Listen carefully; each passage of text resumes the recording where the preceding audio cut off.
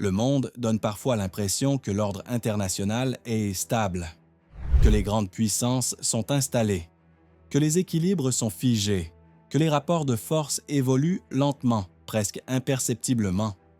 Il n'y a pas de rupture officielle, pas d'annonce historique, pas de moment précis où l'on pourrait dire « à partir d'aujourd'hui, le monde a changé ». Et pourtant, jamais la hiérarchie mondiale n'a été aussi fragile. Crise économique à répétition, tensions diplomatiques constantes, compétition technologique accrue, concurrence pour les ressources, les marchés et l'influence. Tout semble fragmenté. Mais rien n'est réellement isolé. La réalité est simple. L'ordre mondial n'est pas en train de disparaître. Il est en train de se transformer. Et au cœur de cette transformation, un acteur avance de manière méthodique, constante et silencieuse, la Chine. Contrairement à ce que beaucoup imaginent, la Chine ne cherche pas à devenir la première puissance mondiale par un choc brutal.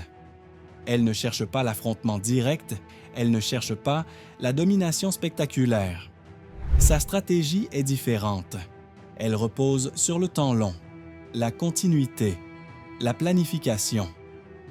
Là où d'autres puissances réagissent à l'urgence, la Chine raisonne en décennies. Chaque décision s'inscrit dans une trajectoire globale. Chaque investissement est pensé pour produire des effets différés. Chaque étape prépare la suivante. Devenir la puissance numéro 1 n'est pas un slogan politique. Ce n'est pas un objectif proclamé. C'est une direction stratégique. Pendant longtemps, la Chine a été perçue comme une puissance industrielle avant tout. Un pays qui fabrique, qui assemble, qui exporte.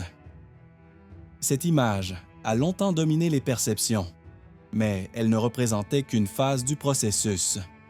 La production de masse a permis à la Chine d'accumuler du capital, de développer des compétences industrielles, de comprendre les mécanismes du commerce mondial. Elle a surtout permis à la Chine d'observer le fonctionnement du système international de l'intérieur. Aujourd'hui, l'enjeu n'est plus seulement de produire, il est de contrôler. Contrôler les chaînes d'approvisionnement, contrôler les flux, contrôler les dépendances. Celui qui contrôle les chaînes de valeur contrôle bien plus que l'économie. Il influence les prix, il influence la disponibilité des biens, il influence la stabilité des marchés. La Chine a compris très tôt que la puissance moderne ne repose pas uniquement sur la capacité militaire. Elle repose sur la capacité à faire fonctionner ou dysfonctionner le système.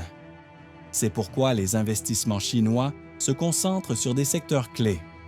Infrastructure, logistique, transport, énergie, industrie stratégique. Ces investissements ne sont jamais neutres. Ils s'inscrivent dans une logique de sécurisation et d'influence. D'apport, routes, chemins de fer, zones industrielles, plateformes logistiques. Ces projets se multiplient en Chine, mais aussi bien au-delà de ses frontières. L'objectif est clair, sécuriser les échanges, réduire les vulnérabilités et renforcer la position centrale de la Chine dans le commerce mondial. Lorsqu'un pays dépend de vos infrastructures pour exporter, importer ou se développer, il dépend aussi de vos décisions. L'influence devient alors structurelle, silencieuse, mais durable. C'est dans cette logique que s'inscrivent les grandes initiatives de connectivité mondiale. Relier les marchés, relier les économies, créer des corridors d'échange stables et continus. Ces projets ne visent pas uniquement la croissance économique, ils visent la structuration des flux mondiaux. Lorsque les échanges passent par vos réseaux, vous devenez un acteur incontournable. L'interdépendance devient un levier stratégique. Mais l'économie n'est qu'un pilier parmi d'autres. Un autre axe fondamental de la montée en puissance chinoise est la technologie. Pendant longtemps, la Chine a été considérée comme une puissance suiveuse, une puissance qui imite, qui rattrape, qui adapte. Cette vision appartient désormais au passé. Aujourd'hui, la Chine investit massivement dans la recherche et le développement, dans les secteurs technologiques stratégiques, dans les domaines qui façonneront le monde de demain. Intelligence artificielle, télécommunications, technologie numérique, énergie nouvelle, sciences avancées. La technologie n'est pas seulement un moteur de croissance, c'est un outil de souveraineté. Celui qui maîtrise la technologie maîtrise les standards. Celui qui maîtrise les standards impose les règles. Et celui qui impose les règles structure durablement le système mondial. La compétition entre grandes puissances se joue désormais dans des espaces moins visibles, dans les laboratoires, dans les centres de données, dans les normes industrielles.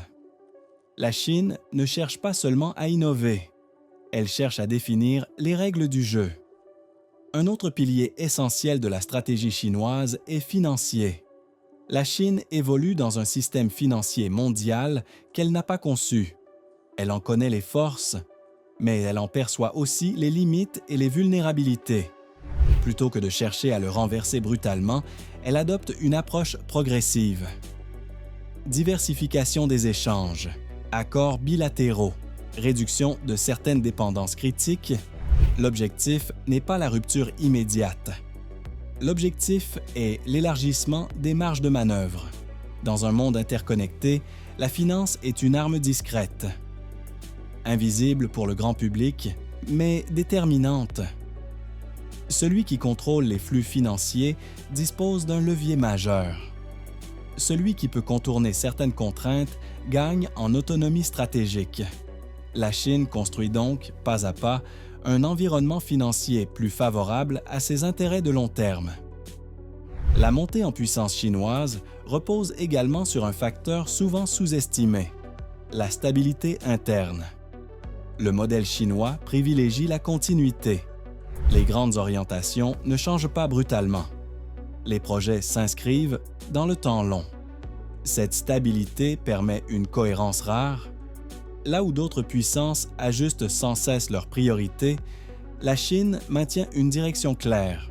Dans un monde instable, la capacité à maintenir le cap devient un avantage stratégique majeur. Sur la scène internationale, la posture reste mesurée. Éviter l'affrontement direct, privilégier les partenariats, renforcer les relations économiques et diplomatiques. Chaque crise mondiale est observée avec attention, analysée, mise en perspective. La Chine ne cherche pas à provoquer les crises, mais elle sait s'y adapter et parfois en tirer des avantages structurels. La puissance moderne ne se limite plus à la capacité de produire ou d'innover. Elle repose aussi sur l'influence. Façonner les perceptions, orienter les récits, normaliser sa présence. Être présent dans les échanges internationaux, dans les institutions, dans les partenariats de long terme. Plus un acteur est présent, plus il devient légitime, plus il devient incontournable. L'influence chinoise ne s'exerce pas par la contrainte directe, elle s'exerce par l'interdépendance. Quand des pays dépendent de vos marchés, de vos investissements ou de vos technologies, le rapport de force s'installe naturellement. Il n'a pas besoin d'être proclamé, il devient un fait. Devenir la première puissance mondiale ne signifie pas dominer par la force. Cela signifie devenir indispensable. Être au cœur des chaînes d'approvisionnement, des flux commerciaux, des infrastructures critiques, des normes technologiques. Lorsque le fonctionnement du système mondial dépend de vous, le leadership s'impose de lui-même. Ce basculement est progressif, diffus, souvent invisible. Il ne se manifeste pas par un événement unique, mais par une accumulation de décisions, d'investissements et de positions stratégiques. Avec le temps, ces éléments redessinent l'ordre mondial. Comprendre cette dynamique ne consiste pas à prendre parti. Il ne s'agit ni d'admirer, ni de condamner. Il s'agit d'observer les rapports de force réels, les stratégies de long terme, les logiques profondes qui structurent le monde. Dans un environnement saturé d'informations, prendre du recul devient essentiel. Analyser, relier les événements entre eux. Comprendre ce qui se joue derrière les apparences. C'est précisément l'objectif de cette chaîne. Si ce type d'analyse t'aide à mieux comprendre les transformations profondes du monde, si tu veux développer un regard plus lucide sur les rapports de force internationaux, et si tu refuses de te contenter de récits simplifiés, alors je t'invite à t'abonner à la chaîne. S'abonner, ce n'est pas seulement soutenir ce travail. C'est choisir de prendre le temps de comprendre. C'est refuser la passivité. C'est accepter la complexité du monde plutôt que de la fuir. De nouvelles analyses arrivent régulièrement. Des formats longs, des décryptages approfondis. Des sujets qui demandent réflexion plutôt que réaction immédiate. Si ces thématiques t'intéressent, abonne-toi, active la cloche et rejoins une communauté qui cherche à comprendre le monde avec sérieux et recul. À très bientôt.